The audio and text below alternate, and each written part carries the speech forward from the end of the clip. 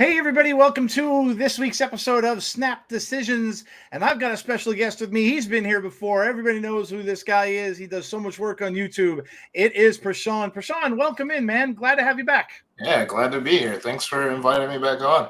Absolutely, man. Absolutely. Always love to talk to PRASHAUN about. In fact, it's funny. I was just going over your new deck. Actually, I was just looking at that new Sera control deck you got out there. How's that working for you?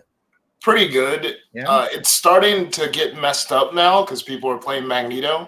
Oh yeah. So that's happened to me a few times where someone's like played Magneto at like final turn. I'm like, what? Really? Like, but like there's games I still won with the Magneto pool, but like it's like, oh man. What do you think of like the state of this meta overall? Like it's crazy with Leech. I mean, I know everybody hates the Leech thing and it's ruining so many things. And that the Blink combo with Leech and the Blink combo period, she's just really strong. But yeah, what do you think of the meta right now? The meta, I think it's okay. It's all over the place, but I think the Leech thing was to solve the Hella Hella. problem, right? Yeah, yep. And the problem is like Marvel Snap always goes around the actual problem instead of just fixing the card itself. Like if Yeah. Hella brought back like half the cards randomly that you discarded, then I think that would be better. Maybe people wouldn't play her as much, but the whole Leech thing, that way your Hella doesn't pop off. Like it really doesn't matter, especially when you're playing Blink ramp. So even if you don't discard anything, you're still ramping up and getting a bunch of big boys out. So Yeah. I don't think it solves the problem. It just hurts other decks that rely on reveals. And then especially since we had an ongoing meta before the Leech thing too. So it just made that go even further. And then everyone's gonna play Living Tribunal. Yeah, like and you're seeing so much more of that now. Like I've tried that ongoing deck and I like it. The one you might have played it before too. The one with Man Thing in it. Yeah. And I love that one. I think that's pretty good. The Jean Grey one where you forced them to play in that lane and stuff like that. I kind of like that too. Now I have Claw in there, which works out really well. But yeah, no, you're right. Like it's yeah, that's one thing I really don't like about the way Second Dinner does stuff with cards. I don't know why they're so afraid to change certain cards. Like you're right, like Hella half the cards, or I don't even know if you do something with her power a little bit, knock her down to like a 2 or something. I don't know. Yeah. Or make her a 0 or something just All because right. she's so powerful. Yeah, like a 6-0 or something. But yeah, they dance around it. And now they're probably going to end up having to go back with this OTA. They're going to have to do something with Leech, I would imagine, again. And then they might even, I'm wondering if they even do something with Blink, because even not just with Leech, but her with Jubilee, man, dude, that's a broken combination. Yeah, like, it's an insane combo. The whole like Electro and then Blink or Jubilee Blink, it's pretty crazy. Like to think about like how many stats you could just get on the board, and then like the whole domino thing now, where you push all your big boys back too, which is popped out of nowhere too. It's like, come on. Yeah, that domino thing was insane. I saw that. Cam Best posted that, and I saw that thing. It was out there, but I'm like, why are people using domino? It's a horrible I was thinking card. the same thing. I was like, why are they playing? Like, I thought I was playing bots. I was like, I'm infinite, so I'm not playing bots. Yeah. What is going on here? But then when you look at the reasons, I think he put a list of stuff where it thins out your deck in certain ways, and you could draw cards better and all that kind of stuff. And I'm like, damn, I had no idea. Right. I don't know. My thing was like, wasn't this like sort of debunked a long time ago with the whole America Chavez thing? Like thinking that Quicksilver and Domino are the reverse America Chavez, but it's not. Like, I don't know. It's just weird how everyone changes their minds over time. Yeah, that's true. Yeah, it's just strange. It's a really weird meta right now, and you know, just seeing what everybody's seeing. It's a lot of Loki that's out there, and of course, yeah, the Blink stuff. I mean, for the most part, I've been playing in the Snap Judgments League. I won both my games, and I won one with the ongoing deck, and I won one with the Blink Jubilee with the Red Hulk and the Magneto in the deck. So so yeah, it's all over. But you know, poor on reveals. It's their fault too, because they had 2 good discard cards. a few months prior. Yep. So Yeah. this, like all those guys, it's crazy. Proxima Midnight, like they had really good discard cards, so it forced everyone to play discard. And Yep. everyone realized how good Hela actually is, and then it just stuck. And you know, it's funny. There's been comments of people saying that it's almost like somebody put out a post, and it's hard to kind of argue. Like, I was saying, I wonder if the Leech thing came about because they wanted people to buy the season pass, because it enables Blink even more so than before. I don't know. It's a lot of these conspiracy theories you'll hear everywhere, but it's No. yeah. I But don't think it's that. I just think that they're covering up the wrong boo boo with a band-aid, and then it's like, come on, just do what you have to do with Hela. Like, I'm sorry that you have to touch her, but you have to. Yeah, I don't know. I don't get it, man. It's crazy sometimes. I actually got a really fun playoff with Blink once. I played. Of course, the first thing I think of is playing Blink is Galactus. I'm like, I want to try this with Galactus, and it did. I did get it to work. It was funny as hell. He was the only 6 card in my deck, and I played a Spider Woman. I ramped out a Spider Woman, that Electro, of course, in there. I ramped her out. I played her early, and then got it in the one lane where they had a lot of low cards, and then I blinked the Galactus into the lane with the Spider Woman. Oh, nice. And he just won the lane. Yeah, it's like it was fun, but it's like, how many times you're gonna get that to happen in a game? It's you have to have another win condition. And I was like, then I'm messing around, and I'm like, all right, I had to put a Nihilus in there, and then it just got to be an Nihilus deck basically. So. But yeah, it's been, I don't know. I mean, overall, like, what do you think about, I mean, Blink's a good card. You really can't complain. It's another pretty good season pass card that they've come out with. Yeah, I think it's pretty good. Like, it's weird though. My infinite climbs, like I play with the new card, but I always go back to like old stuff. Like, yeah, I could play a destroyer deck and get infinite pretty easily. Like I was playing a stats deck. Okay. With Silver Samurai and Black Bolt, and I was playing that like part of my infinite climb too. So it's like I think the beginning of the season where no one knows what to do with the new card is probably the best part of the season. But as soon as that settles and everyone realizes what wins, it just sticks to the wall until the next season or until the next OTA. Yeah, then you start to see the copycat decks and all that kind of stuff when people realize what's winning. Yeah, it's funny. Like, a lot of times I'll play someone and they'll have something completely out of left field, and I'm like, what are they doing? Like, you can't figure it out. Like, there's cards coming in and you're like, what the heck are they playing here? And then you're seeing like they come up with some weird combinations, but that's what makes it fun. You know, you'll see like some other people coming up with just like way different ideas. I know Black Dama does a good job with that, comes up with these like, decks ideas that not many people would think to play. But it's part of the game. And I like that. I'm a little concerned though, like I said earlier about Blink.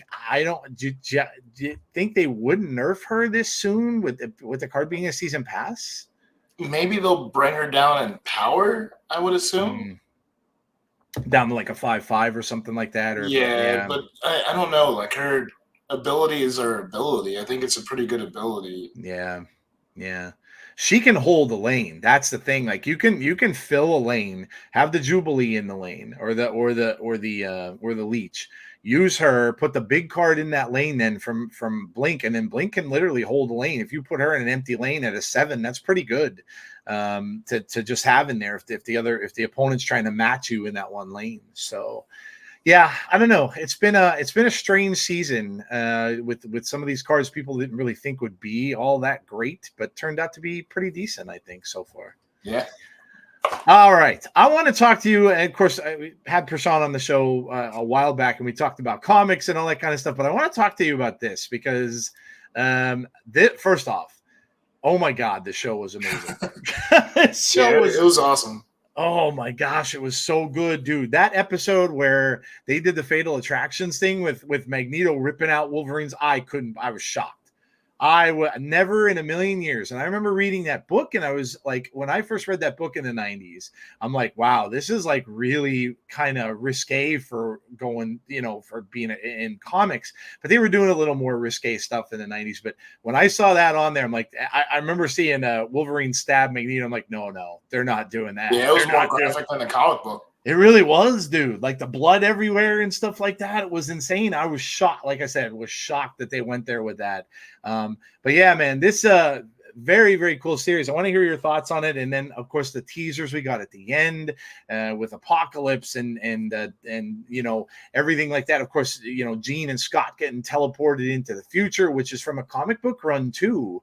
Yes, it with the is. two of them, right? Yeah, The Jean and Cyclops, they had a series, and I believe there's like X-Men tie-ins because I remember reading it and I was so confused because I think I was like 8 or 9 years old when that happened. Yep. So it was like confusing with the Rachel Summers thing, and then going in the past to raise Cable, and Rachel is their daughter too. But she's old. Like it was so confusing for me as a kid. Yeah, it definitely was weird. But yeah, what are your thoughts on the series as a whole? And then I want to ask you, obviously, not bringing the I guess he's the director, producer, I think so, and writer, writer, yeah, and not bringing him back. I heard rumors. I don't like to talk about rumors because you just never know. But I heard rumors it may have been something about something he had online or something that they saw. I have no idea. But no clue. I think I heard some stuff about like season 3. You wanted to make Wolverine a girl or something. I don't know. Oh yeah. I heard like a bunch of random stuff, but he hasn't said anything. Marvel hasn't said anything. So yeah. I guess we'll never truly know. It is what it is. Yeah. But I mean, obviously, bright future, and it looks as if they, this is a lot of people are saying this is the best thing Marvel's done in a long time. Yeah, for sure. Like the only thing I have a problem with it is there wasn't that many side quest stories. I think Jubilee had one, and that was it. With just Nintendo. The Sunspot thing. Yeah. But like, I feel like the season could have been a little bit longer. They could have expanded on certain things instead of just boom, boom, boom, boom. Because that's what I felt like it was, except for like the Jubilee episode. Yeah, I could see that. Maybe, and who knows? Maybe they'll let them do, because they probably wanted to gauge it. Maybe, I guess, the first season, and maybe they'll let them do longer seasons. Right, but I think Bo DeMayo wrote most of season 2 when Marvel said they'll keep most of his ideas for season 2, but season 3 will be a different writer or creative team. Yeah. So we'll see what happens season 3, but season 2, I'm definitely looking forward to, especially like the whole Apocalypse stuff, because it seems like they're going like 3 or 4 different directions. Because obviously you have like the future where Apocalypse is ruling, where Jean and Scott are going to be, and then you have the beginning where like they find Apocalypse before he even makes his rule. I don't know if they're going to put like Rama Tut in there because he's a part of that story. Kang, yeah. And then like you have like the Days of Future Past stuff that's going on too. So I don't know if they're going to bring like Kitty Pryde into the fold and all that. Like it's pretty interesting to see what they're going to do. And then Wolverine, since he has his Antimanium out, like I remember reading comic books, he was like the feral Wolverine. With the big mane. And then he got trained by Elektra to like hone his skills and all that. So I just think it's pretty interesting where they're going to go.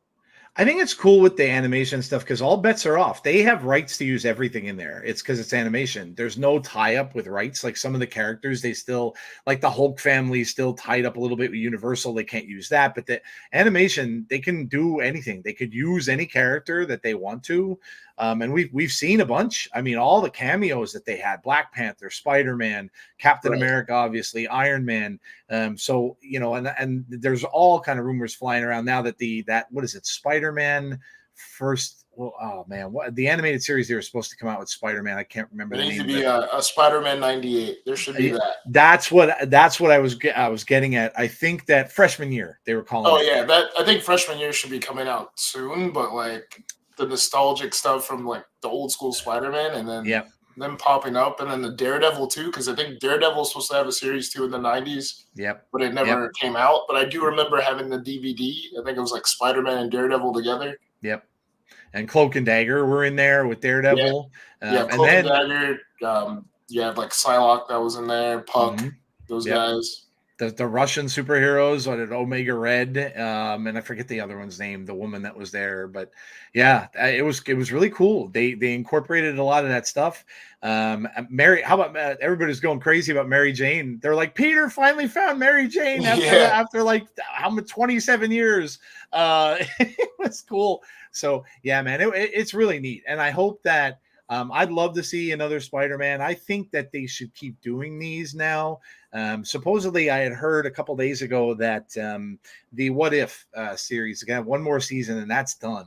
So I'm kind of thinking that this, now that they see the success this has had, this may be the way that they're going to probably go. Like they're going to. Because this was technically like the first MCU, because you had the Iron Man cartoon, you had the Hulk cartoon, Silver Surfer, Fantastic Four, like X-Men, like they all like linked together somehow and cameoed, and then you had like Spider-Man and X-Men cameo with each other, which was pretty cool. So I think it would be awesome to bring all that stuff back, because the story, like the writing is so good. Yep. Yeah, I agree.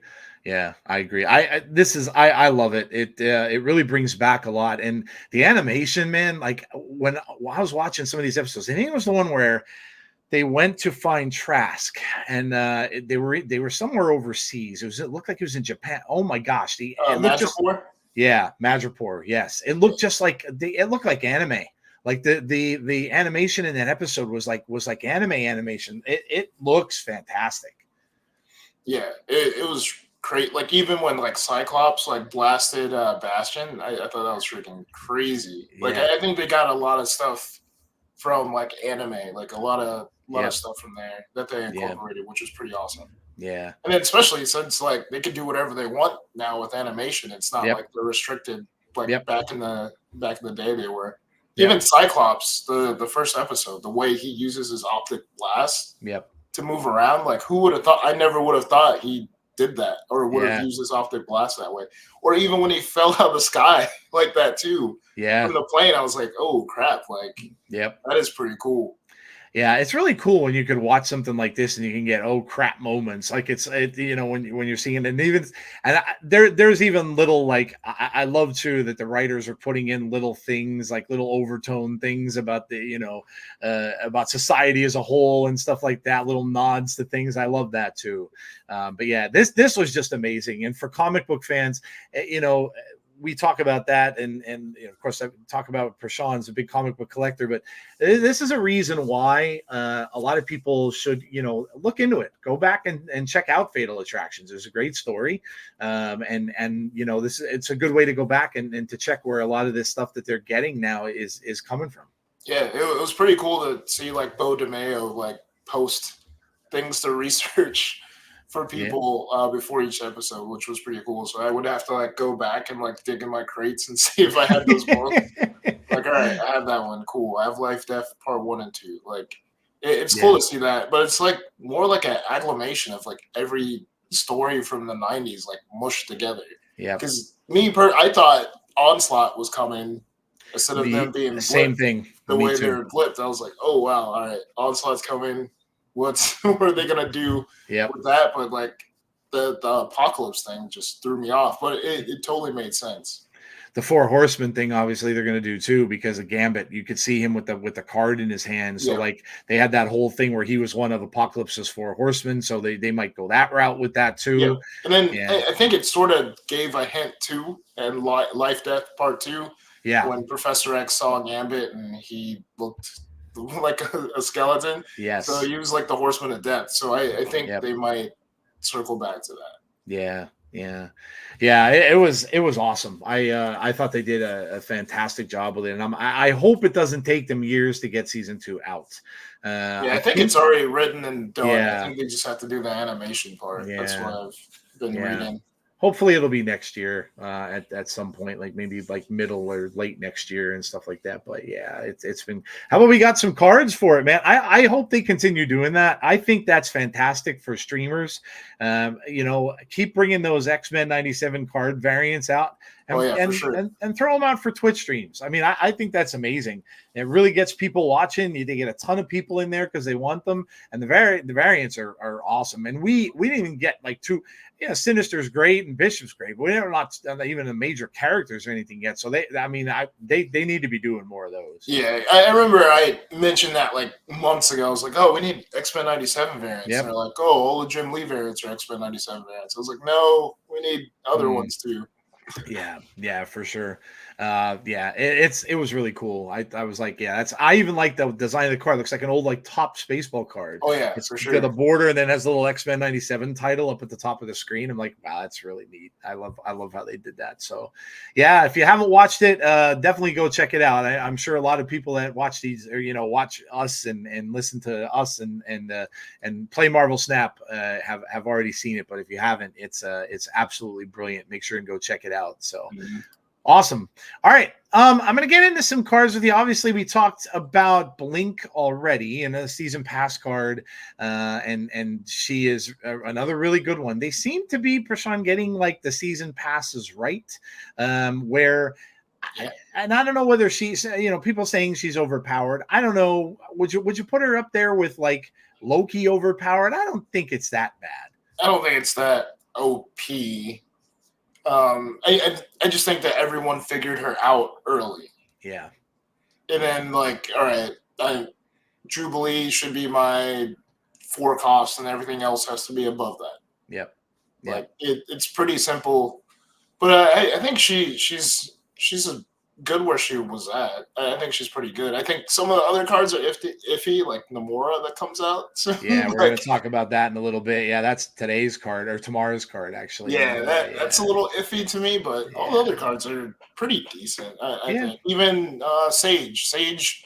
I think a lot of people were confused on Sage or didn't know what she necessarily did or how powerful she could get.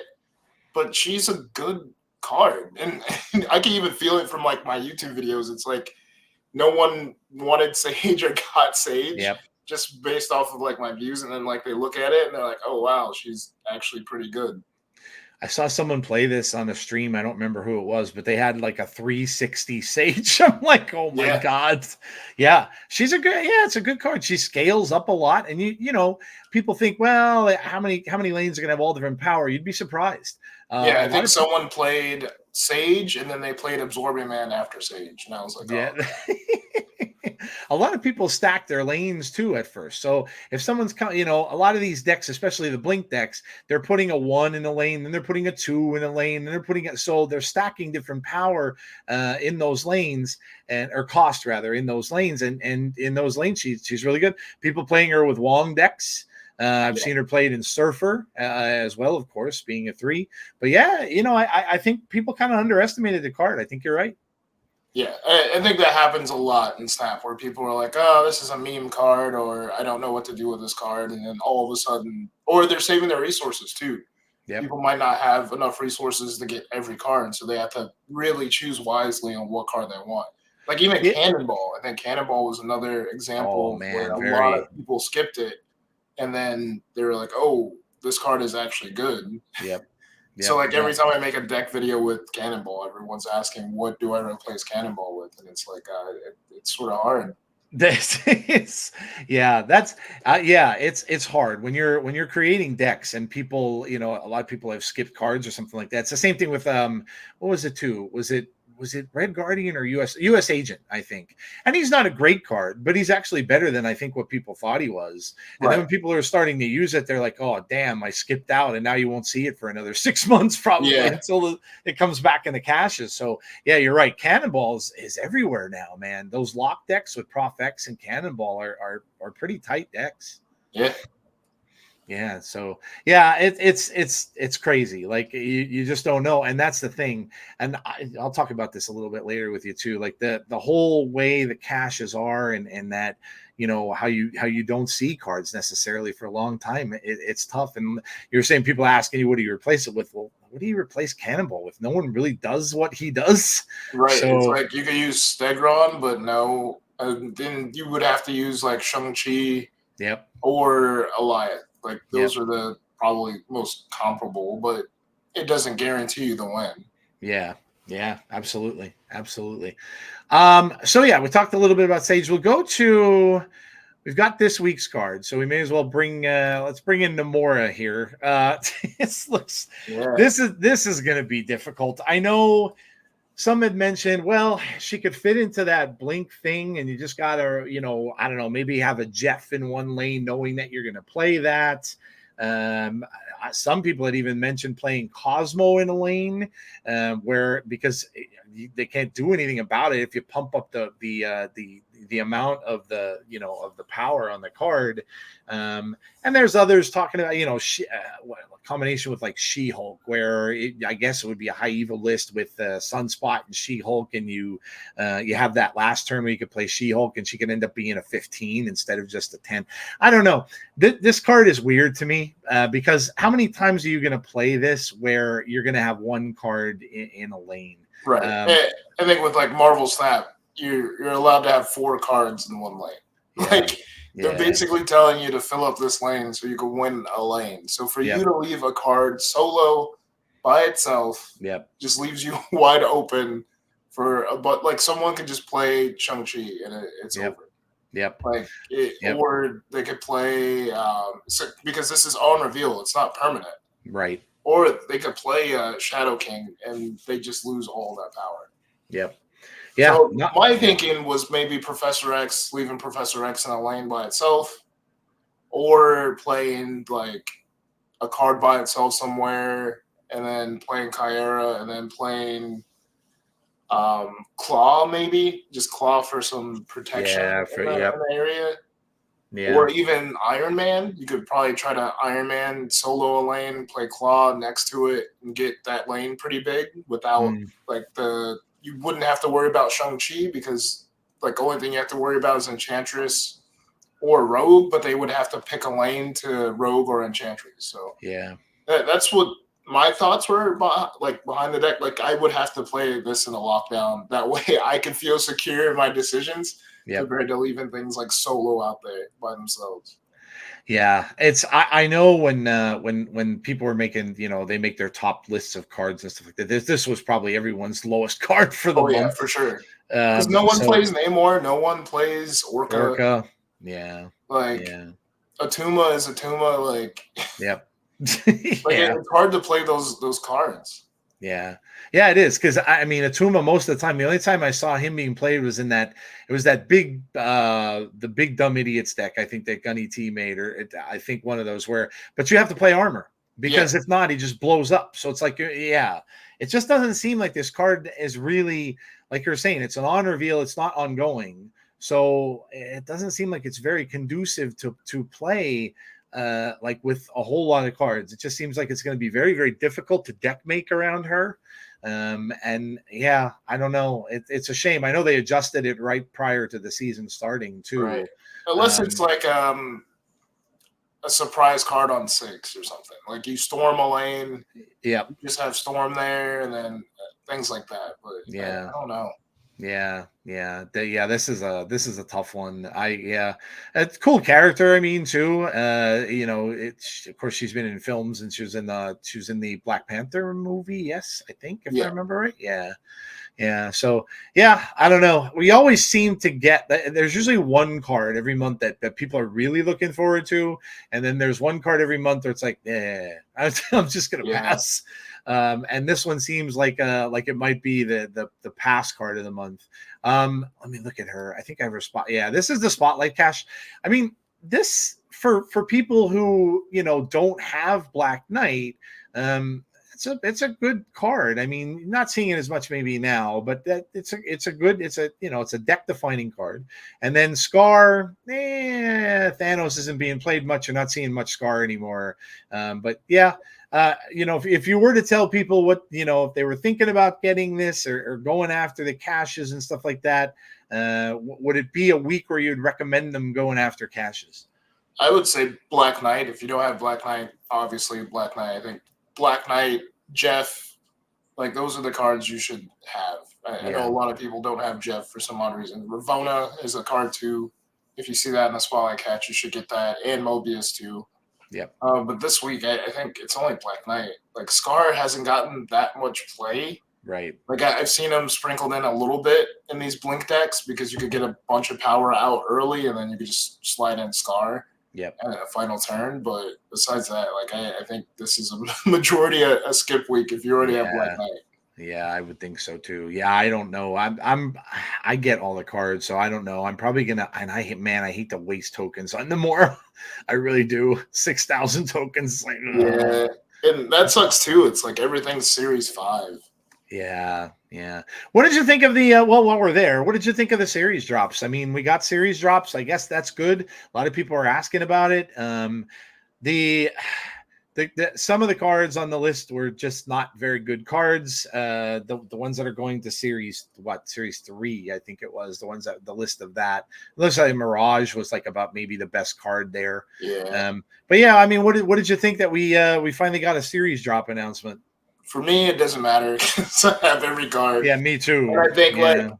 I don't know, it was weird. It was a weird time for them to say that because Marvel Rivals was like the game everyone was playing. So it just Yeah. seemed like it just got overshadowed by that, in my Yeah. honest opinion. It's like whatever news Marvel Snap had, almost every Marvel Snap creator was playing Marvel Rivals at the time. That's true. Yeah. Have you played it?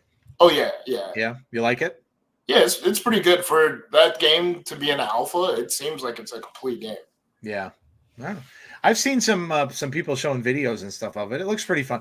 I'm not that I was never really good at shooter games. I get a little bit motion sickness when I play like shooters and stuff like that like the screen wobbles a lot. I'm not really good with a lot of that, so it was never a game that I could play a lot. But yeah, I was watching some people play and it looked pretty fun. I don't know. It's very much Overwatch, right? It's a lot like Yeah, Overwatch. it's pretty much like that. And I think it's fun that you're actually able to like talk to your friends and talk to your like friends while you're playing compared to like Snap, where it's just you and your phone.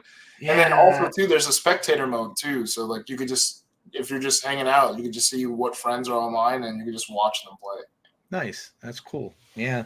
Yeah. No, I've mentioned that about Snap. That's one of the only things. I mean, I know like I know Snap Judgments is doing these leagues and stuff like that and tournaments and everything like that, which is fantastic. It's one of the few ways, like, because you have to communicate with the other player. It's one of the few ways you could do that in Snap, where you're actually talking to someone you're playing, setting up the game and stuff like that. And I've had conversations with some people after I played, so you kind of get to know them a little bit. I kind of miss that about card games because I coming from Magic, you're going to shops and playing people, right? You're Right. sitting across the table, and you're meeting new people and you're trading cards and all that kind of stuff. And you're right, like with Snap, there's nothing. There's emotes. I mean, that's the only way to get Right. to. And I think it's like hard to have a real tournament scene with prizes and sponsors and all that because people are like, all right, I play this game on my phone for free. Like this should be free. Like, so it's Yeah, hard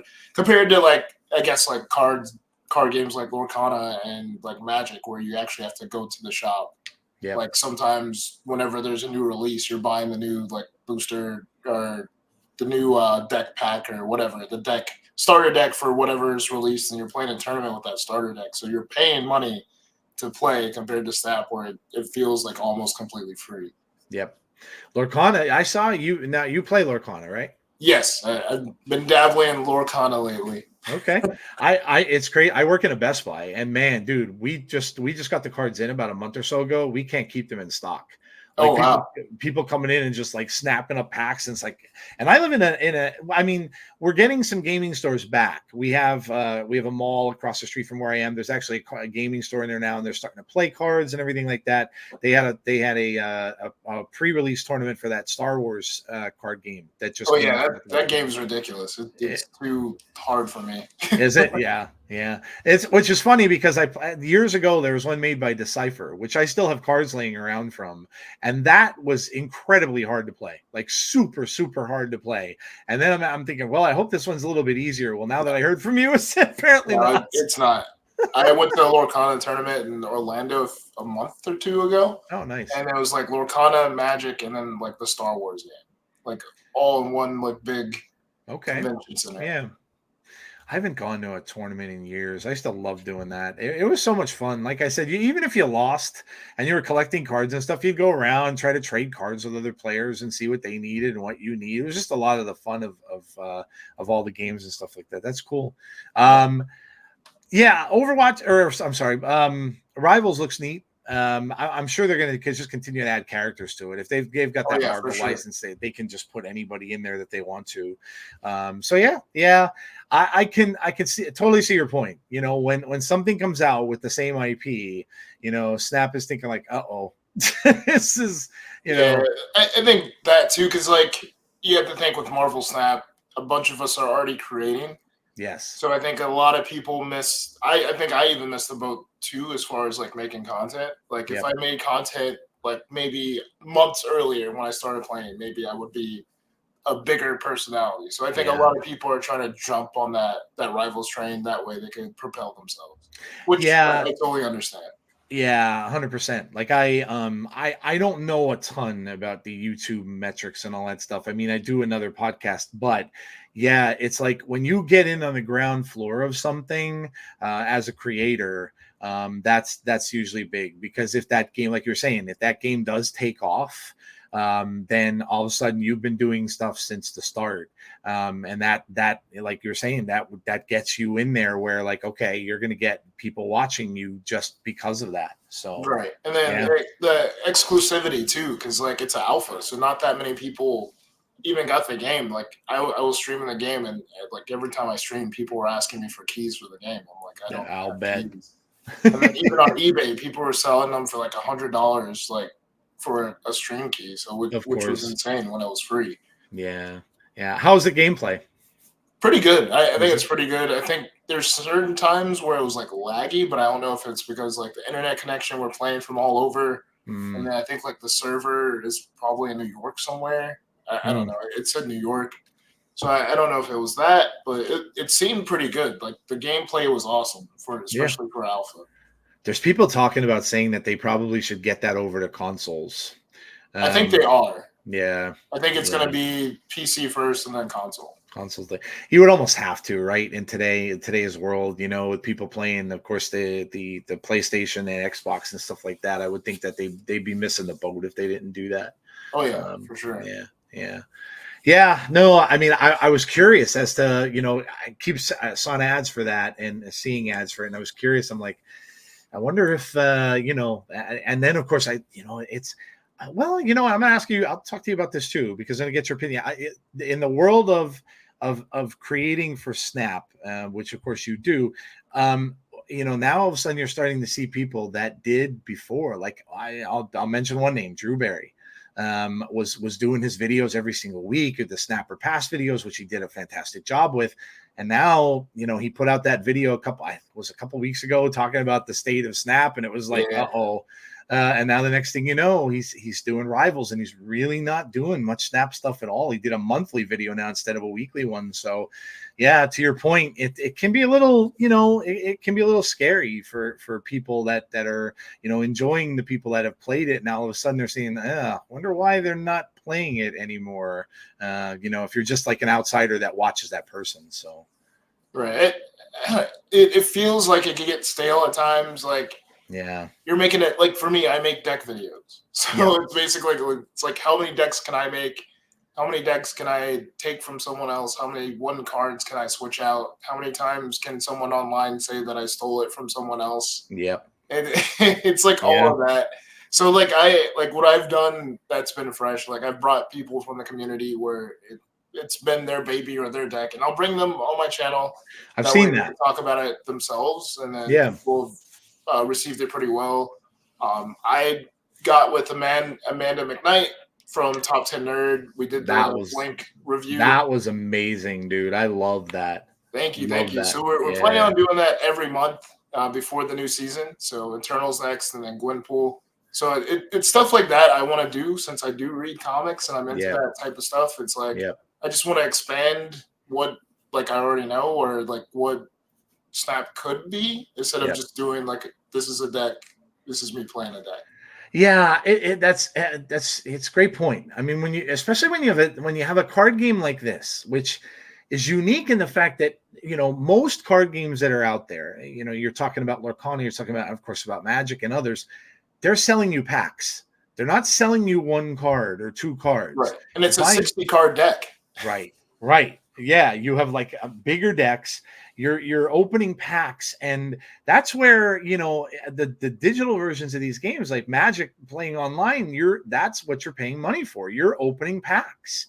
And Right. yes, a lot of cards are, you know, listen, I played Magic for years and I had a binder full of cards I never used because they just weren't cards that were good, or they were cards that I just didn't want to use for my particular deck. So, but yet I'm still paying, you know, and I'm sure it's way more now, but I'd go out and I buy a box when a new set comes out. Back then they'd be like 85, 90. I'm sure they're Oh, in the no, they're like hundreds now. 100, I was going to 100 say, to 40. Yeah. yep. So, but I don't know, like if you were second dinner and you looked at this from the very start, right? Would you have gone to that route instead? Because so much is made about the monetization of this game and the economy of it and all that, and the way that the cards have started and stuff like that. Would you have gone in the way of packs and done like opening packs and stuff like that? I think eventually, like, I think they started off pretty well because there weren't that many series. Right. But I think now in the future, I think the pack opening might be a good thing. Yeah. And then if you already have, if your collection complete, it will just be variants. Yep. Yeah. Like it'll be variants, tokens, gold, or whatever. If you open like a booster pack or something. Yep. Yeah. Compared to someone that's new, they'll just get cards. Yep. Yeah. Yeah. I like it. I think that opening packs and stuff like that was always like a fun part of playing these games. Yeah. When you're going to, like you just went, when you're going to tournaments and you're ripping through booster packs, you're like, oh man, this is awesome. I got this really rare card. And you know, that's part of the fun of mobile card games or card games themselves. And I think they're missing out on that. And it could even be, go ahead. I'm sorry. Oh, even going into sports games too. Like when you play Yep. NBA 2K and Madden, you're opening packs for teams, or they have like certain packs, like maybe a variant pack, like a Ryan Gonzalez like variant pack or whatever. You open these packs for a limited time and you get this card instead of just spending gold and gold and gold. Yep. That way they could try to like expand it, and I'm pretty sure they'll make a ton of money just by doing that. I would think so too. Yeah, I would agree. I think that's just a cool thing. I think, and even digitally, like, you know, physically opening a pack, but even digitally opening packs. Yeah, I was playing Magic for a good while online, and that was one of the fun things to do. You open the packs up and stuff. Yeah, I want to. So looking back at it, right? Like we're talking about, you know, players playing the game and stuff early on. So season 3 or series 3 rather seems to be an issue, right? With a lot of the players coming in and stuff like that. So and a lot, you know, we've had ideas floating around, people telling me that they might do like a bundle for those people, right? Like if you want to play a destroyed deck, right, they'll have like a bundle for a certain amount of money where you can get most of the destroyed cards or the good destroyed cards. If you can go back, right, and you can look at series 1, series 2, series 3 for new players or even returning players, what are some of the things that you would do to maybe make that a little bit of a better experience for people? I would say, like, I don't like the tokens thing. Like, I think they added a new currency just so they could ramp things up, but it seems like it stalls things a little bit because you don't get tokens as quick as you get gold or credits. And it's weird too, because I sort of want to do a video on this too. Like, what's the transfer rate or conversion rate for all this stuff to actually see the value of a card? But I don't know. Like it's hard to say because like I grinded. Like I literally played sun up, sundown to get all those cards. Like But that was fun though, right? Like when that was part of the fun of this game. I can remember going through it and I'm like, oh my gosh, what new card am I opening now? This is really cool. I'm going up the ladder. I'm going to get this next card. What is it? And I remember going on Snap Zone because they had a checklist. I remember checking off the cards I had, and I was like, that was fun to do. But now I don't know, you know, it just seems like it's a grind, and you know, people are trying to catch up. Like I remember TLSG did this, and I thought, you know what, this might be a good idea. Remember, I don't know if you were watching. He started like a new account, and he was going and showing people how. Dude, I did that about maybe 3-4 months ago, and I'm like, this sucks. Like Oh yeah. you're And trying the to, fact that Marvel Snap adds like another card in the beginning of the season too, like yeah, that's yeah. wild. Yeah, it's crazy. Like, and I'm going through and I'm like, all right, started the whole climb with series 1, series 2. I got into series 3 and I'm trying to play games on ladder. And dude, I'm just getting crushed because people have like, as people are playing me, here I am playing a stupid destroyed deck that has like Angel in it and other garbage because I don't have good cards. Yeah. And then they're coming at me with the null and all this stuff. And I'm like, you can't win here. This is like ridiculous. You get pounded. And then if you go try to play like even improving grounds and stuff like that, you're just going to get destroyed and wiped out by people that have all the good cards. Yeah, which is crazy. Yeah, it's bad. Even TLSG coming back, I mean, you could see the pain points from him and talking about how he's had to catch up. You missed out on so much. And now for like 4 or 5 months. Yeah, and now and now he even has to wait. He can't get a lot of the cards because they're not coming back into caches. So you're just out of luck. You just don't get those cards. So yeah, I don't know, man. I think that just overall, a lot of the stuff, man. We really hit a point too where there was a lot of feels bad going on. Like there was a lot of stuff which was just monetary when they came out with those borders and stuff like that. Right after they had another monetary thing prior, and it's like, oh my gosh, it's just money upon money upon money, and the borders thing. While it was cool, it's like when I did it and I unlocked one, I'm like, okay. And then I go to another card and I'm like, well, why isn't this one unlocked for the other card? Yeah, you buy just one card each one. I'm like, oh, come on. Oh, that was bad. I'm like, dude, that's just not good. But yeah, it's crazy. And overall, I could see that it can be a little nerve-wracking. I would imagine they have to see what's going on too, because that Marvel is such a huge IP, and being that Snap had a year and a half really going on where there really wasn't anything other than the new Spider-Man game, obviously, but everybody can play that and they'll run through that in a day or two and they're done with it. Right. But other than that, they really had no competition. Now you're seeing another game with the Marvel IP, which is multiplayer. So a lot of players can play together. Like you said, they can communicate and everything. So they've got to be kind of seeing this and thinking, we may need to like do something, like change some stuff up. Especially when that game goes on the console too, that's gonna be major. Yeah, I agree. Yeah, it's crazy, man. I think that there's things that they need to do. I want to go into let's bring this up here because no better place, I guess, to talk about it. But let's talk about this a little bit and these leagues that are coming out. I mean, everybody was a little excited. We got a roadmap and saying that we're going to get a new game mode and we're going to get all this and stuff. I can tell you this. I hope that this is not the new game mode that they were really talking about when they did that roadmap. Because, man, dude, you talk about pay to win. That's exactly what this is. This is just, there's nothing else to it. This is just pay to win. And you can see there, I really am looking at this and I don't think I really have interest in it. I mean, I had JD Mack on my show. Now he got to play it. He's overseas. Yeah, he's in Europe. I forgot. Yeah. So he got to play and he was talking to me about it. And he was saying it just ended up like, to him, it was more just like your daily missions, like where you would just go on and just say, but to him, like, it was like, he didn't hate it, but he was saying it didn't really do anything for him. And yeah, like, I don't know what are your thoughts on leagues? I think it's pretty lazy, in my honest opinion. Mm-hmm. Because it's like, all right, we had Felicity's league, we had Snap Judgment's league. Like, did you guys really take this idea from there? Like, do you think this is what the community wants because the community's doing it already? So you're like, all right, here's a game mode. Yeah. And we'll throw some gold on it. That way you guys can spend money and we could get what we get out of it. Yeah. But I think they could have done something different. Like, come on. Like, the thing what they did with, like, Valentine's Day and Avengers versus X-Men, I think that was pretty cool. Oh, they were awesome. Yeah. I think if there's, like, a story mode or something where you have to play with certain characters against, like certain cards, like missions or something. Like that way you could just play casually by yourself. Yep. You don't have to stress about rank or anything. I think that would be pretty cool. Yep. I think people would want draft mode, but I know some people are saying that draft mode, not that many people would play if given the opportunity.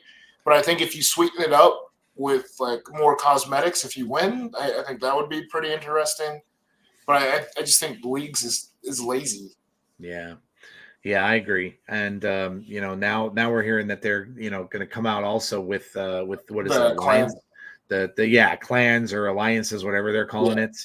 And even that seems a little complicated too. Like there's supposedly there's restrictions. What is it, 25 per or something yeah. I like think the that clan leader has to pay gold to make a to clan, start it? and then Yeah, it was something weird. I think you have to be active for 28 days, or if you're not yeah, like if you're inactive, you're out. yeah. It Yeah, it's was very so weird. similar to I played WoW, so I it's very similar to guilds. Okay. You'd have guilds in WoW, and the thing is, the guild leader would have to pay gold, but the thing was, everybody that's in the guild that you start with will normally split the cost, so they'll share the gold with the guild leader, and everybody will kind of split the cost. But yeah, I don't know whether or not you're going to be able to make more than one. I don't know whether you're going to be able to be in more than one. Which to me, again, that and if there's a 25 person limit, holy cow, people like yourself that create content, you're going to have your audience will be like, all right, I want to be in Prashaun's guild. How are you going to choose, dude? You're just like Yeah, 25 people. Like, but what I are you think going to? there's like thresholds where like the person had to be infinite and all that kind of stuff. I think there was like certain There is, parameters. yeah, yeah. You could But set like limits, like infinite, where it can only be infinite. Yeah, yeah. You could do that. Yeah, but yeah, I don't know. Draft mode. At least we're getting that RSM right. It's kind of like playing a draft mode in a way, because you're just getting all random cards, I guess, in yeah, a true. backward sort of way. That's when the Um, Dark Hawk meta comes back. yeah. Darkhawk's gonna be gigantic. Yeah. Um, could you imagine Blob? Could you imagine the original Blob if Blob was in Oh, there and that had would have that been orange? insane. It would have been like 100 power. Yeah, I want to ask you about that too, because I've talked to other people about the upcoming season. So next season is Eternals, and I was thinking about this to myself, and I'm like, I watched Eternals. I've seen everything Marvel. It was okay. I didn't hate it, but it's not something I'd watch again. I would literally never watch that movie a second time. Um, is it looking at this as kind of like from a marketing standpoint, I'm like, this I think is going to be a really hard sell for this month. I really do. I know your regular players are always going to get the stuff, right? You're going to get the season pass. I'm going to get but for maybe someone who might be a little bit newer or coming in and they want people to buy a season pass, you know, looking at it now, obviously July, you have Deadpool. Everybody's going to buy Deadpool. No, Oh yeah, there's no for sure. doubt because the movie's coming out and stuff like that. Everybody's going to be on top of that. But this season, and some of the cards look okay. I'm not saying the cards are awful by any means. There's some that look pretty good. I personally would have started the season with the season pass. I would have had RSM as the season pass, just because it's different, it's new, and I think you would maybe have attracted some more people. But yeah, I'm curious to what your thoughts are on that. Like when you get to a point where, if you have a season where it's Spider-Man or Deadpool or Avengers or things that are universally known and everybody knows these characters, but now you're getting these seasons where you're like, Eternals, I really couldn't care less about Right. them. So yeah, like what yeah, thoughts on stuff like that, like from a standpoint Yeah, of players I becoming. think like with Eternals, I think what the movie was originally supposed to come out this time, but it Yep. never did. It got canceled, Yep. and you understand like it's weird. I think like IPs like Guardians of the Galaxy, it hit Yep. like it was perfect. Yep. Oh So they yeah. think like, oh, we can make anything good, but with Yep. Eternals, it's not that good because I wouldn't even go to the comic book shop and be like, "Can I have the new Eternal?" Like, only reason I read some of the Eternal stuff is because they were fighting against the Avengers and X Men. So I read Yes. that whole like Yeah, I Avengers was reading versus that. X Yeah, I Men read that versus too. Eternals. Yep. But Yep. besides that, it's like, all right, I don't want to read this. Like, especially I think it's like stuff Kirby made back in the day, and Jack Kirby, like they yeah. tried to redo it and make it cool, but Yep. I think it's like stuff that people weren't really into to begin with. So it's hard to sell, but I think if a card's good, it doesn't matter the character, in my opinion. Yeah, okay. Yeah, that's a good counterpoint. That's that's a really interesting thought.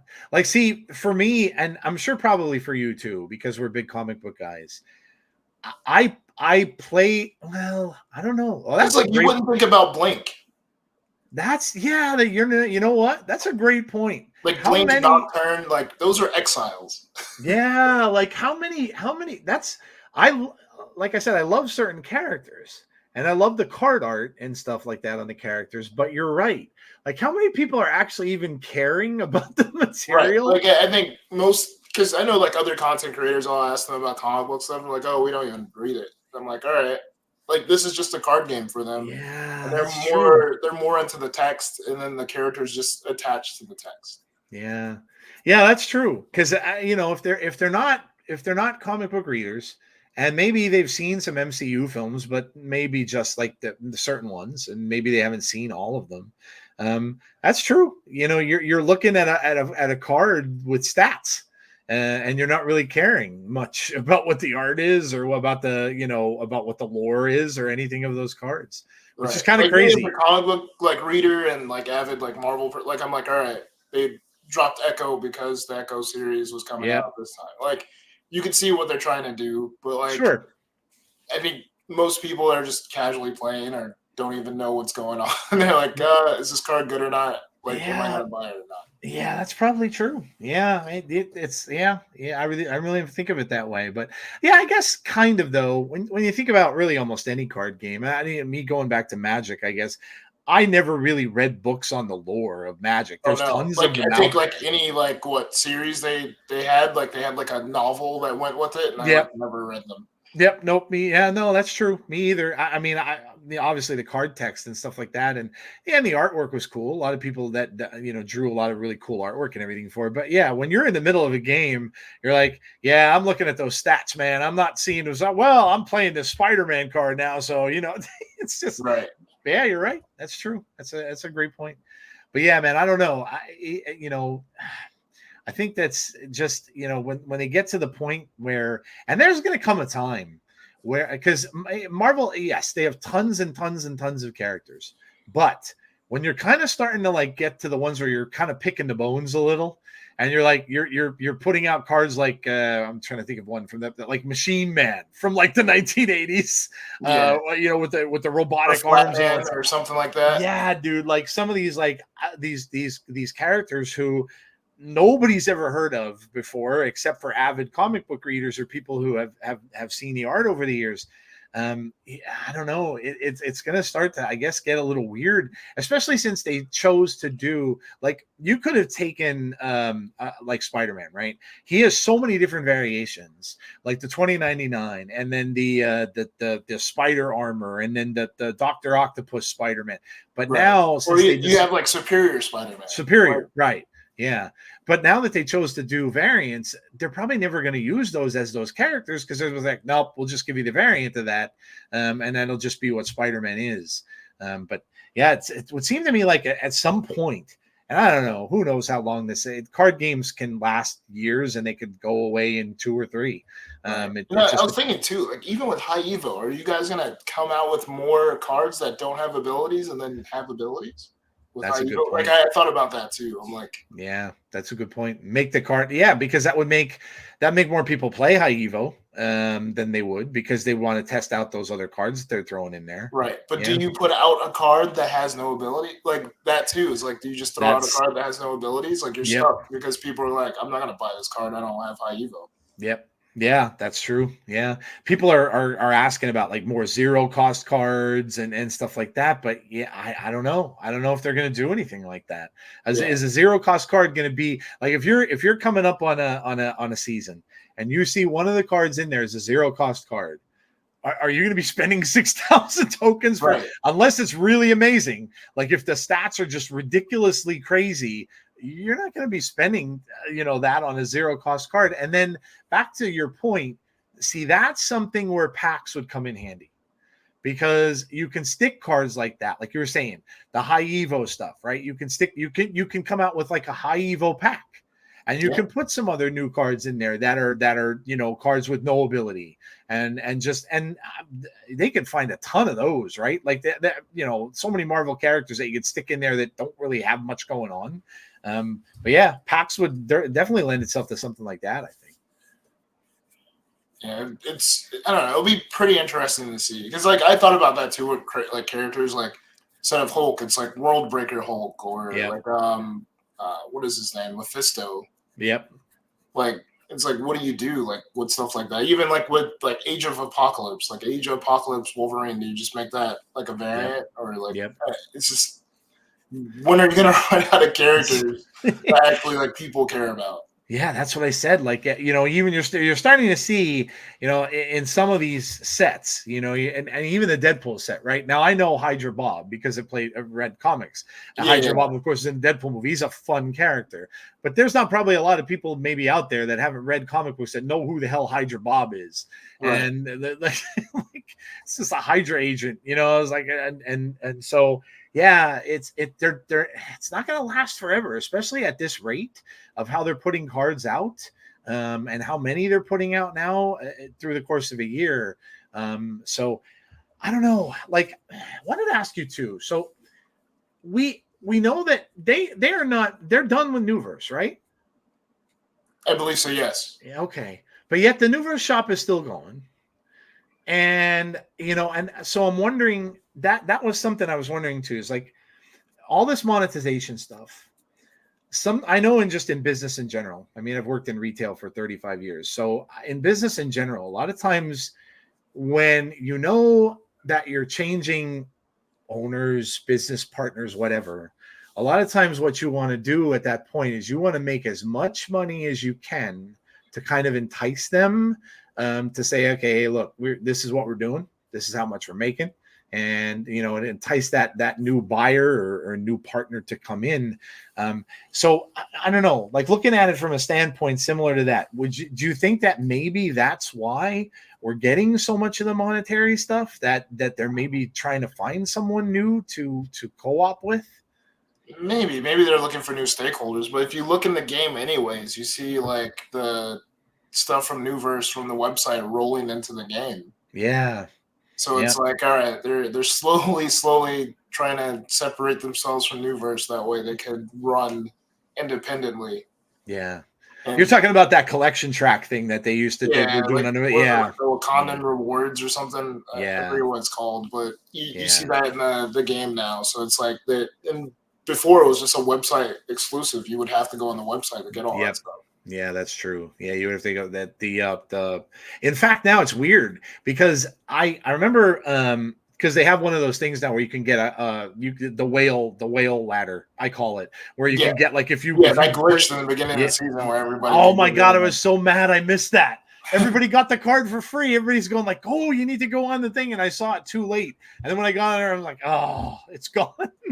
But yeah, like, and now I was mad at myself because I ended up buying something in the game, and they don't translate to that thing on Newverse. You have to literally go on the Newverse shop to get those points, to get those cards. So if you buy something in game, that doesn't count. And it's cheaper on the website anyways. Yeah.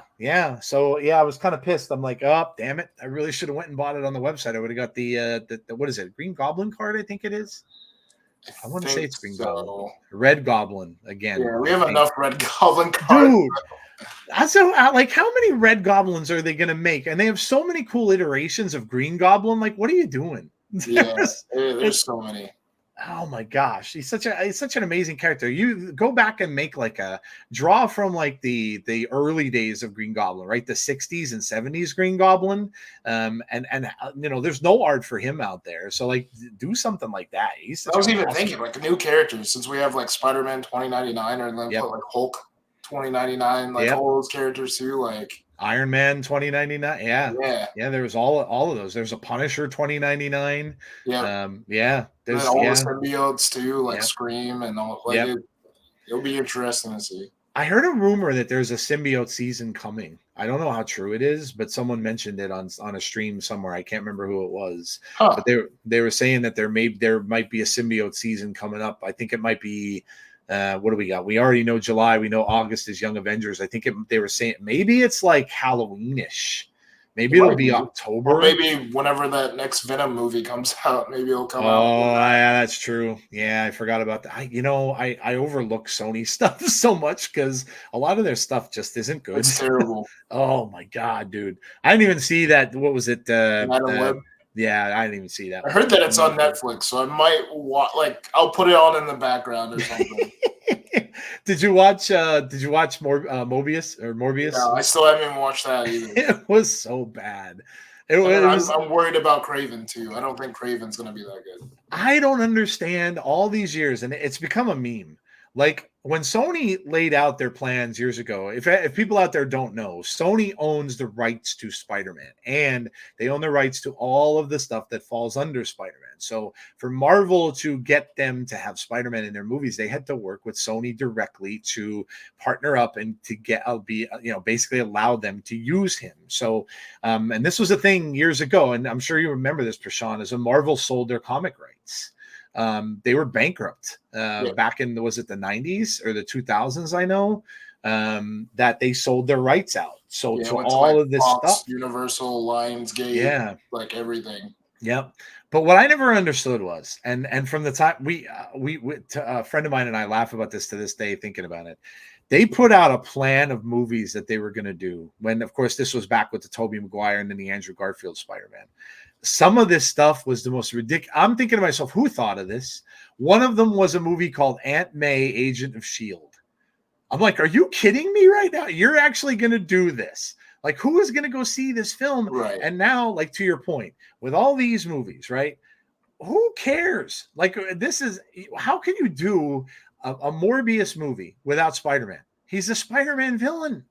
And the same thing goes with, the Madam Web stuff. Who cares? Yeah, like who cares about these characters without Spider-Man? Yeah, like it's just stupid for me. I'm thinking to myself, and Craven now too. He's a Spider-Man villain, and you're not going to have. The only one that could hold his own was Venom, or is Venom. Oh, sure, yeah, because Venom was so huge. Like, yeah, Venom. I remember the comics, right? Was it Lethal Protector? Was when he came out with his own books, and I remember I was reading those because I love the character. So yeah, 100%. But even those, I'll be honest. Even the last one, Carnage, it was bad, and it was short too. It was super short, very short, and the Carnage character was laughable. Instead of making him really creepy, which he should have been, he was too jokey and weird. Like they were almost trying to make him, I think, into a part of the Joker, but it was, I don't know, it just didn't work. And now they have another Venom coming out, which I have no idea what it's even about. Yeah, I don't know. It's Sony stuff is like weird. I have no idea. It's like people just want Spider-Man. They don't want anything extra. Right. They don't care about Madam Web. They don't care about Jessica Drew, Spider-Woman. Like they don't care. Yeah. No. Yeah. 100%. 100%. And I don't care what actors you get to play them or what, and then when the actors are coming out and they're normally actors will do press tours and they'll go like on tours, like on all these shows and stuff like that and talk about the movie. The actress who played Jessica Drew, I don't remember her name off the top of my head. She wouldn't even do it. She wouldn't even go on the press tours because they knew the movie was so bad. And it's like, oh my gosh. And I'm thinking to myself, man, Kevin Feige must be like pulling his hair out every time he sees Sony release a film and thinking like, what are you doing? Like, this is just awful. Yeah, it's horrible. Oh, and the problem is Sony has to pump out one every few years or they lose the rights. Yep. Yeah. Yep. So you're going to keep seeing, I now the animated stuff's fantastic. The Spider-Verse stuff is amazing. They want to do that. They should just keep doing that. Do spin-offs of the animated stuff and stuff like that. That's awesome. I love that stuff. But yeah, I don't know, man. It's just insane. And like you're saying, it's like how I think Universal lost their rights to Hulk because they couldn't put out a movie. They did, yeah, and that's actually good for Marvel. I know years back. Now I don't know if they want to now because it might be a little too old. Mark Ruffalo's getting a little too old, maybe. But they wanted to do a World War Hulk which would have been awesome. I love that story. Yeah. But I don't know now if they're gonna. They've had bits and pieces of it already in a lot of the movies, obviously in Thor Yeah, especially Ragnarok with the and She-Hulk and the Scar yeah, thing. Unless yeah, like they do like a flashback or something of what yeah, happened. yeah, yeah. Yeah, I don't know. It's interesting, you know. I like the you know, talking from the movie side of it, it's getting a little bit more exciting as like we talked about X-Men, and now you know you're seeing their plans now that the Daredevil thing is finished. That's coming out, I think, sometime next year, which looks like that's going to be a lot of fun. Obviously, the Punisher's back, Kingpin's in it. It looks like they might be doing the Mayor Kingpin storyline, Yeah. which is phenomenal if they do that. And then, of course, Fantastic Four now is going to be a period piece from the 60s. Dude, the Galactus is going to be in the film. That's all I care about that. No stupid purple cloud. We're getting Galactus in the movie, Yeah. which is super awesome. exciting. I don't know. They casted a female as Silver Surfer, so that was in the comics, though. No, now I didn't read that. It was, oh my gosh, I can't remember what it was. I know like was. they had a girl Herald. Yes. The comics, I remember, and you might know this better than me because I didn't read them. The comics had a logo and then two X's on either side of the logo on the bottom of the books. It was a comic book series. I think it came out in the early it might have been in the early 2000s, mid 2000s. But she was in there. So and then now they're saying she's just another version of Silver Surfer and Yeah, probably it might not be going to like be an alternate. yeah. It might be an alternate universe or something. Yeah. But yeah, it's I mean, hopefully now with all this happening, and I'm sure Marvel Snap is hoping for it too. But you know, with everybody kind of getting excited again a little bit about the MCU and things that are coming in all these series and everything like that, you know, it's just it's a cool time to be a fan. So yeah, for sure. Especially Wolverine and Deadpool next month. Oh my god, I can't wait. I can't wait. When I saw both of the trailers, I don't think I've ever seen as many F words in a trailer as I saw in that. And of course the what is it, the Red Brand trailer that they call that one. Yeah. Like I was like, oh dude, this is gonna be stellar. Like people breaking down all the cameos. You see all the Sabretooth's back was turned in a cameo where you see Cassandra Nova. And you saw like all of the Azazel or Zazel from the first X-Men First Class was there. So that's going to be phenomenal. And we see them jumping into like a portal, which looks like it's a Doctor Strange portal. Yeah. I read that people watched the film. Some critics watched it, I guess, got to see it overseas. They don't see the full thing, but they see like the pre-final edits and stuff like that. But all of them were saying about the post credits, and they were saying the comments from them were like, "How did they do this?" And I'm like, "Well, that's exciting because now I want to see." And then normally, like it leaks by now, but the fact that no one's leaking it means that it might be pretty good. That they don't want to spoil it for everybody else. I'm wondering could you imagine if they leaped through a portal and they ended up in like Avengers Endgame? If they end up in that big battle at the end of both of them and they somehow write them into that part of it, like I'm like, oh my god, that'd be that would be crazy because maybe people thought they were there anyways and they just hopped through that portal and then they're in Endgame. Yeah, they're talking about Nova with that now too. I guess a Nova movie is finally coming on the horizon or something. But somebody asked, was it Feige? I remember, or the Russos. What are their names? The Russo brothers. The Russos. I think they asked them if Richard Rider was there, and they said yes. They told me they said you didn't look good enough. Yeah, with all those people in Endgame, how could you look? I mean, you had crowds and crowds of people there. But yeah, that's awesome. Well, I want to ask you about comic books, man. What have you been reading lately? What's been good? It's all the Fall of X stuff I'm trying to catch up on. I've been reading Ultimate Spider-Man. That's awesome. Phenomenal. Yeah, dude, that's phenomenal. Awesome. It really is. I love how they did that with him being older. It's so different.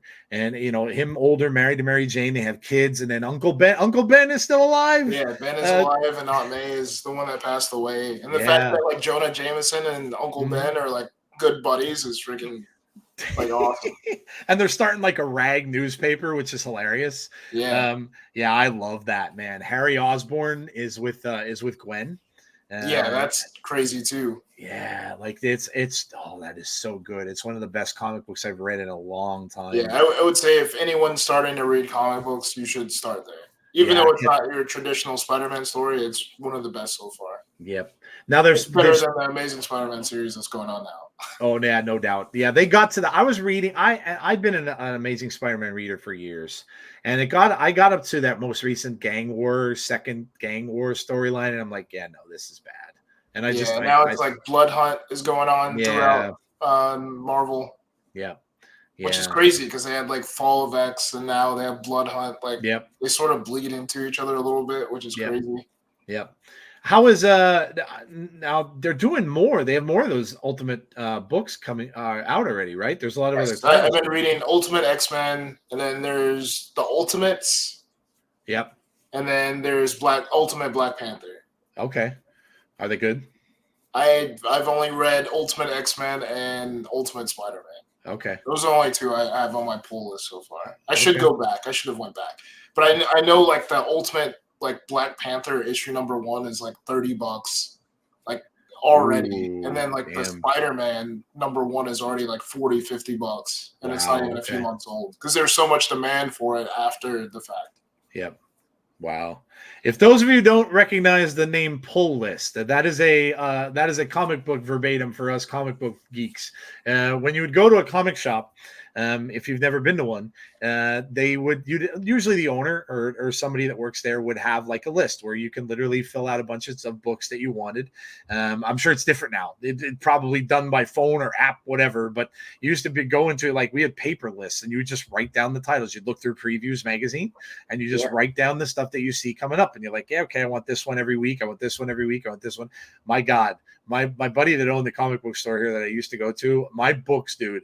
I got to a point where I had to, man, I was lucky. I was working a pretty decent job because, man, dude, I was paying $70-some a week. Wow. I had a stack like this high every single week. But it was because my friend would recommend me books. And, of course, it benefited him. But I got one that wasn't typically on my pull list. It's this Doom one-shot that recently dropped. Okay. And I was like, cool. I need this. I looked at the book. I was like, what is going on? Like, what is this? This is a new Doom title? And like the owner was like, no, it's a Doom one-shot. And I was like, all right, I'll take it. Yep. That's why I said it was so like pull, nudge me to buy books. And I was like, back in when I was going to his shop primarily was in the 90s. And, I started collecting again because of the death of Superman. I heard about it and I'm like, ooh, I need to get in on that. And then, of course, Batman Nightfall came out. And, of course, I was reading all that.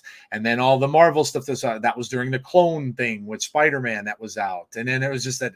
And then the X-Men stuff and all those fancy hologram covers and everything that was going crazy. But then that was when Image was first starting. So you had like all the Image, you had Spawn, and you had, I was reading the Max, which I absolutely Dragon and so Cats or whatever. Yep, I remember reading a character called Grendel, which he recommended to me, which was amazing. It was like he wore like a white mask, black, and it was more like a ninja kind of a story. But yeah, I was reading just all kind of different weird stuff. And just Frank Miller's Daredevil, I think, was out around that time too. I think I read like Sin City back in the day too. Sin City, I was like super young. Yep, Dark Knight Returns came out for Batman. So yeah, I was spending a lot of money, and I have a lot of comic book boxes in my basement now because of it. But yeah, man, it's great. I wish I had one. I really do. I wish I had a shop around me. I have the closest one's about an hour away or so, which I can go to, but I don't get up that way as much and stuff like that as I used to. But I wish I had one because it's so much fun. If you guys have one around you, obviously support them because they're not many anymore as there used to be. So yeah, go out and support them and buy books if you can from there. But yeah, getting into them, it really gives you like and that's again another reason why I play this game too, is because nobody really knows. Like for example, the Celine variant that just came out. Nobody probably knew that was a comic book cover. Yeah, the Hellfire Club, the Hellfire Gala. Yeah, and it's I know people are banging on that. I think that's really I think it's a nice piece of art. Oh It yeah, for almost, sure. yeah, I think it looks cool. It's got like a photo framed type of piece. I But think there's really, like maybe like 20 of those that came out at the same time. yep, yep. But it's apparently my dog is barking at the mailman. Sorry about It's fine. that. But yeah, it's you you know the art, and not too many people realize that some of the cards, like, yes, the comic book covers are amazing. I love those. The Yeah. golden age comic book covers. I wish they'd make more. But Try the to look art for my itself. I have a Red Goblin cover that's actually signed by Alex Ross, if I can Oh, find it. nice. Oh yeah, right. Alex Ross and Marvels. Oh man, it was an amazing series. I don't know where I put it. Don't. No, I do have it. I do have it. Sweet. Yeah. So Red Goblin. There you go. That's the card. Yeah, that's the card art. Yeah, That's it's actually signed by Alex Ross. That's but awesome. I need to get it graded. That's yeah, right. That's awesome. It's Have on you ever my graded list. have you ever met any of the so did you meet Alex Ross to get him to sign that? No, I bought it. From Okay, this one. you bought it for. Have you ever met any of them, like any of the artists or any of the stuff in person? I think I met Ryan Otley from Invincible. Nice. And I think that's it. Okay. I We went do have a to. convention that's coming in Tampa pretty soon that I'm going to be going to. Yeah, you should go. Have you ever been to a comic convention? Yes, I've been to a few, but like some of those lines are like crazy long, and I'm like, crap, I can't wait. Dude, I went to me and a bunch of friends thought, let's go to New York Comic Con. So we did. We went down Friday, we got there and stayed over and went on Saturday. Well, let me tell you, what a nightmare. Oh my God. Like the pit. Friday was cool because there wasn't as many people there. So you got to at least walk around, and it was Saturday, you couldn't move. You were elbow to elbow with people in that place. It was just packed. And I remember the highlight of it for me was I saw Stan Lee. Stan Lee was signing at a booth, and I'm kind of tall, so I was able to see over most of the people, and I saw him signing over there, and I'm like, oh my God, Stan Lee's like literally right here. And you had to it was the thing you had to buy tickets for, which we didn't get the tickets for ahead of time because you had to get tickets for the autographs and stuff like that. But just to see him was cool. But I got to meet some people through there, and it was neat, like meeting some of the content creators. Frank Miller was there too, if I remember correctly. Nice. But yeah, so it was neat, man. It's cool. If you're not into this kind of stuff, like if you're not into comics, totally cool. People play the game for many different reasons. But if you want to find out more about a lot of these characters, and dude, that's why I'm gonna intro this into your video. I love that video you do. When I watch that, I'm like, this is phenomenal. That one you do with about the character. What I did with Amanda with Blink? Yes. Yeah, yes. and it was awesome. She did a lot of research to talk about Blink. And the crazy thing is, like, I was like, crap, I need someone that knows more than me, or at least like has some resources. Yep. And she has tons of resources, and she was very into that. So I'm glad I found someone that's pretty cool that's into that and can explain it pretty well. That was absolutely amazing. I see, and that's what I want. I would love to see more of that, and I'm really, really glad you're doing it because, again, that's my kind of thing. I want to hear about the lore. I want to hear about the books they were in. I want to hear about where they came from because even me, I've read comics for many, many, many years, since like the mid 70s, but I don't know all the characters. Like you were talking about Blink. I didn't read Exiles. So I didn't know really much about the characters. Yeah, neither did I, because my first introduction with Blink was in Uncanny X-Men, and like, she came and went, and she was gone. Yep. And then I think she might have came back like sprinkled in a few times, but I didn't read like any of those like side titles. Yep. It's sort of like Nico too. Like Nico was like a niche character that was like in and out, but she had some good comic book runs. Yep. With the Runaways that like I didn't get a chance to read. Nico, I knew more from the TV show because there was the Runaways show that was on, and I'm pretty sure, so I knew her from there, but that was it. I didn't know any of the background and stuff like that, and those series they were okay, but they really didn't go into much of the backstory. They don't dive as much as those comic books do. Yeah, yeah, but yeah, I think that's amazing, man. I love to see that people are keeping the lore from all of this and the comic book stuff.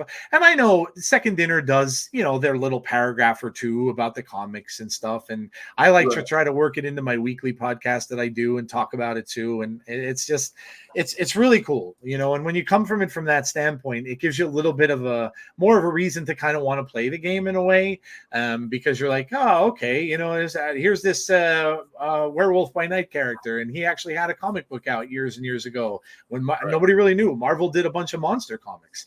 They had Werewolf by Night, they had the Mummy, they had the Dracula comic, of course. Man Thing was included in that. Yeah, they had their own little like legion of monsters. And then even with the abilities too, you can sort of understand what they're thinking with the abilities, with their powers, and how they got their powers. Yeah. So it's cool to have all those connect. Yeah, absolutely. I had one gripe about Man Thing when they put him out. They should have used fire instead of the green blotch, because that's his thing. When he touches somebody, he burns them. Burns up. Yeah. So I would have loved to see just little fireballs going onto the cards instead of the green. But maybe they got confused with Swamp Thing. They might have. They might have. I think. I want to say. I think Swamp Thing came out prior to Man Thing in comics. I think. It's funny to see all these like copycat characters that they do. Oh my gosh, yeah, like that when you look at DC and Marvel, you can see like obviously Sentry is Marvel Superman. He's just psychotic, but he's Marvel Superman. He's basically can just he's so what Deadshot and Deadpool. Yeah, and they even looked similar. The masks even looked very close. Slade Wilson, Wade Wilson. Yeah, it's crazy, man. It's so funny that they can do that, and you can tell they were competing comic book companies throughout the years. I hope one day. I don't know if this will ever happen, but I hope one day. And then maybe I'll never see it in my lifetime, but maybe they'll get over the greed. And they'll end up doing like a Marvel versus DC or something at some point. I hope they can. Would James Gunn be in there? I think it could be possible. But I think they would have to build their universe first. Yeah. And make it like a solid universe for Marvel to even think about it. Yeah. I'm excited about with Gunn going there. I am. I loved him doing Guardians. He was phenomenal with it. It seems like a lot of the actors loved him. And I think he's going to do well over there. I saw that one picture. Of course, it became a meme of the new Superman where he's pulling up his boots. People are doing pictures of him they're showing him in a shoe store. One of them had him in a shoe store pulling the boots up, like put him in a shoe store background. I'm like, oh wow. But yeah, I have high hopes for it. I think it's going to be good. I like that he's including like a lot of like off kilter characters in that Superman movie right off the bat. And yeah, I don't know, but yeah, you're right. They have a relationship, right? Marvel and James Gunn worked together for many, many years. Yeah. Even tried to fire him. yeah, over something so stupid, the stupid Twitter post that he made like 15 years ago. How dumb. Yeah, well, they're suffering for that because, that's funny because he was supposed to be, the plans were they wanted to use him to be their like space guy, the guy who was going to do all the outer universe things. So the movies that would take place in outer space, he was supposed to be in charge of that. Well, not anymore. Yeah, so. Oh man, that's awesome. I love it. Always love talking to PRASHAUN. We chat about comics and all that kind of stuff. I love it, dude.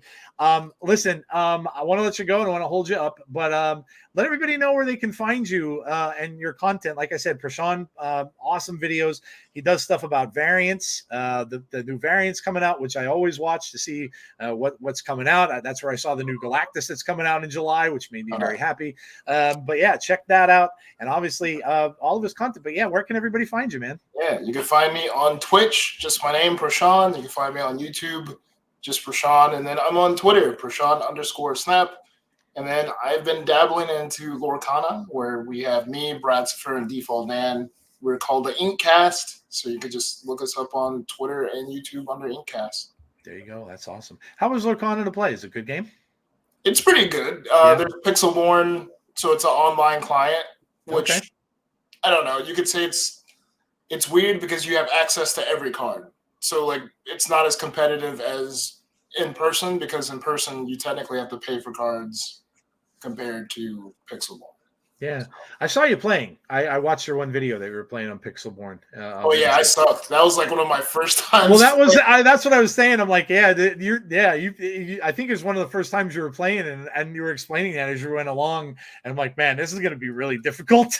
Yeah, I'm way like I've gotten better since then. So when you go into a card game and you don't know what the cards do, yeah, that's hard. It's a huge learning curve too because I'm in I think the Yep. fourth set just came out. Yep. So it's like, all right, I have to learn what sets 1, 2, and 3 do. I have to go back. You have to buy cards. Like it's pretty, and it's not like what Magic where they phase out sets out over time. This is a new card game, so every card is like fair game. So that's awesome, man. Do they have any really like rare cards that are really expensive and stuff like that? Yeah, like for sure. There's some that are like there's the Stitch that you win at the tournaments. And store tournaments just happened a few weeks ago. I think they're worth like $700, $800 already. Man, that's crazy. There's enchanted cards. I think I have one. Like I bought a box, and that enchanted card's worth like 80. And then I was at a tournament in Orlando, and I bought random packs at the tournament because we're looking for a certain card for someone's deck, and I ended up getting like a $50 beast out of one of those packs, which was pretty cool. Awesome. Yeah. See, again, like we talked about it earlier. That was the fun of it. It really was. I loved it. Do you have a place you can play locally a lot? Yeah, there's a few comic book stores or card shops that are close by.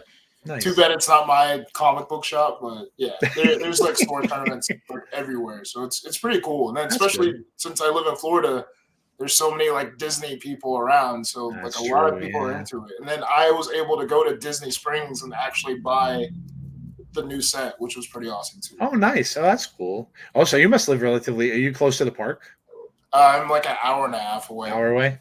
Yeah, I've never been. My wife and my daughter's been there a few times. That's one of my goals. I have to go. I'm a huge Star Wars fan, so you gotta go. I went to get the saber belt and everything. Yeah, I've got to do that whole experience. And then like on May 4th, everyone goes out there and then like they light up their sabers at night.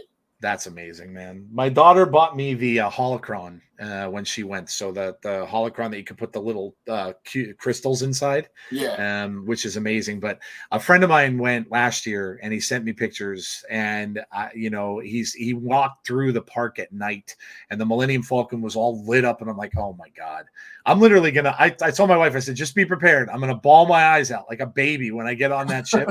I said, because I saw that when I was 8 years old in 1977. I remember going to see it, and it's like I can't wait. I'm so excited. It's so cool. It's a cool experience. I think I like my saber. I think I have it somewhere, but it costs I think it was like $300, $400 just to go through that process. But it was worth it. I definitely would do that. I have a couple lightsabers. I have Master Replicas one. I have a Kylo Ren one, and I have a Vader one. But I definitely would do that for sure. That's definitely part of this stuff going.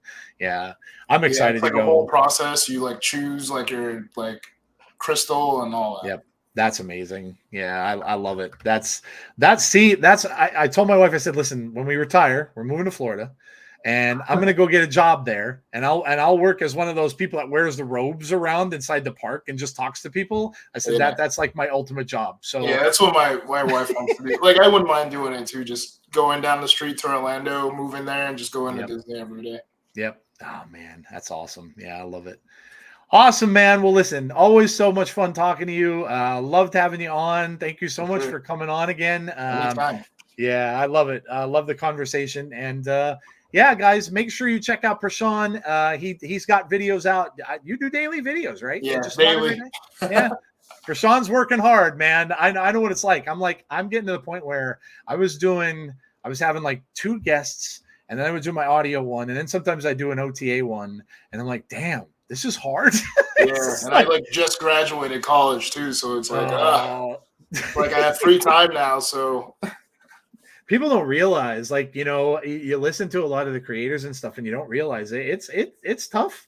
And then you're going through and you're doing the videos and you're editing and you're doing all that kind of stuff. It's a process, guys. So if you want to be a content creator, just know it takes up a lot of time in your life, and it is not easy to do. Yes.